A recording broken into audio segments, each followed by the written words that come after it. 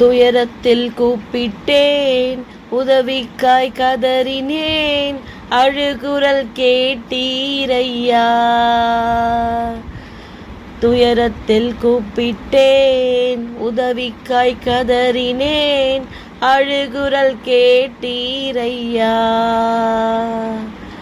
குனிந்து தூக்கினீர், பெரியவனாக்கினீர், உமது காருண்யத்தால். குனிந்து தூக்கினீர், பெரியவனாக்கினீர், உமது காருண்யத்தால்.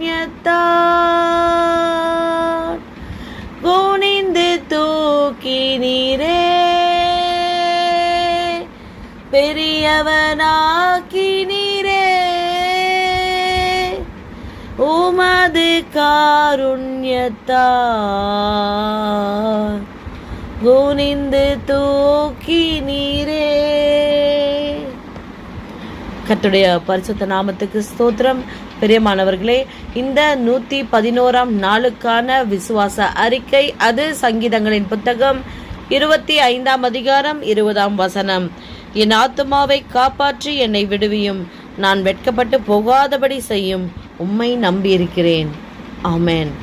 ஆம் பிரியமானவர்களே, நாம் தேவனிடத்திலே மன உண்மையாக மனம் விட்டு பேசுகிறவர்களாக அவருடைய சமூகத்துக்கு செல்ல வேண்டும்.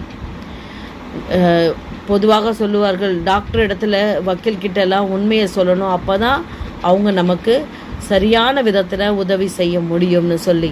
அதை காட்டிலும் வல்லவர், வானம் உமது சிங்காசனம், பூமி உமது பாதப்படி என்று வேதத்திலே நாம் பார்க்கிறோம். அவ்வளவு உயர்ந்தவர், சிருஷ்டி கர்த்தாவாம் இயேசு கிறிஸ்துவின் இடத்திலே நாம் விண்ணப்பங்களோடு வேண்டுதல்களோடு செல்லும் பொழுது உண்மையாய் நம் இருதயத்தில் இருக்கிற பாரங்களை, கவலைகளை அவரிடத்திலே தெரியப்படுத்த வேண்டும்.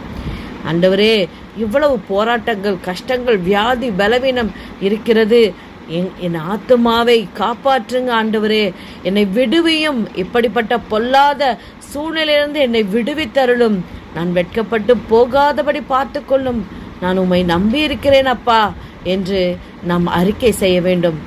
நாம் கூட இப்பொழுது விசுவாசத்தோடு அறிக்கை செய்வோமா? கர்த்தாவே, என் ஆத்துமாவை காப்பாற்றி என்னை விடுவியும், நான் வெட்கப்பட்டு போகாதபடி செய்யும், உம்மை நம்பி இருக்கிறேன். ஆமேன். ஆம் பிரியமானவர்கள், நீங்களும் இது போன்று விசுவாச அறிக்கை செய்து தேவனிடத்திலே இரக்கத்தை பெற்றுக்கொள்ளுங்கள். God bless you.